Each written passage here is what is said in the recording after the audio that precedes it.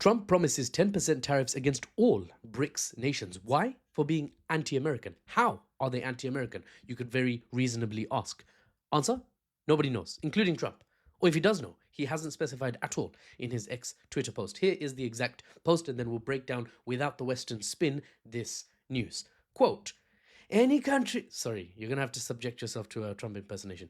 Any country aligning themselves with the anti-American policies of BRICS will be charged an additional, anti-American, sorry, they don't say the T, anti-American policies of BRICS will be charged an additional 10% tariff. There will be no exceptions to this policy. All right, 11 core nations and their partner states. Together, they represent over half the world's population as BRICS, and they've just gathered in Brazil for a BRICS summit. BRICS being the massive up-and-coming economic union, not a military union. Okay, we'll get to that later. And Trump responded by threatening a 10% tariff on any nation rather, who aligns with BRICS. We're talking about the OG BRICS, Brazil, Russia, India, China, South Africa. Those are the founding members for which the letters of BRICS, are BRICS, plus 6 new members, including Iran and Indonesia, among some others. Egypt's in there, Saudi's in there.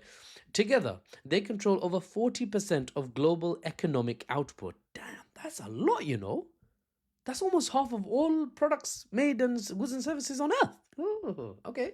Good luck, America. Trump claims they're pursuing, together, anti-American policies. But here's what's really happening. At the Rio summit, BRICS leaders criticized unilateral tariffs and called for reforming global institutions like the United Nations Security Council. This is a council that's really in the crosshairs. Dear God, the crosshairs.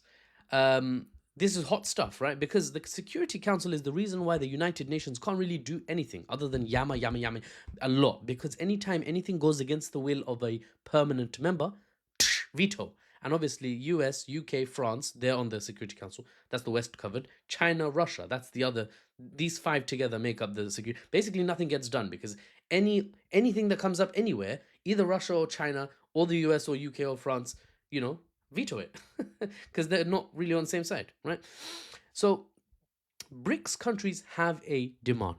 They want a multipolar world, not one dominated by Western powers. Okay, fair. Brazil's President Lula drew parallels to the Cold War's non-alignment movement, declaring BRICS their heir to that movement. The non-alignment movement for back in the day was the Cold War had the Soviet Union and the United States, and loads of countries in the middle just wanted to stay the hell out. They were like, I just want to live, please. Don't get me involved. Don't put, nukes here aimed there or nukes there aimed here. No, please.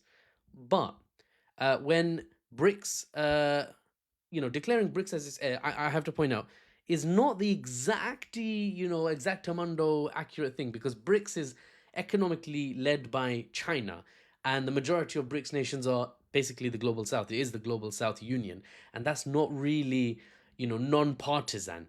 India maybe, but generally speaking, a China-led economic union is one side of a Cold War, and I do think we're in Cold War 2.0. We'll talk about that in another video. When BRICS pushed back against Trump's accusations, they made a crucial point though. Russian spokesperson Dmitry Peskov emphasized that BRICS cooperation isn't anti-American or directed against any third country. It's about developing nations organizing themselves differently, focused on people and development, not on conflict or subservience or alignment with the old powers of Europe. China's foreign minister called Trump's tariff threats coercive. Now, the real question isn't whether BRICS is anti-American, but whether America can accept a world where it's not the only superpower calling the shots any longer. The answer is potentially they can't accept it. That's the problem, really. You see, I just want to summarize. I want to give you a clear picture for those who stick around up to now. Yeah. If the normal situation is for the West to have its hypothetical boot on the hypothetical neck of the Global South, and you're just like trampled like that, you're under that constant pressure, and the nations of the Global South then decide to fix things, right? The West could say what you are doing is destabilizing the order. Why are you targeting me? Oh no, I'm falling off balance because you're shifting my boot off your neck.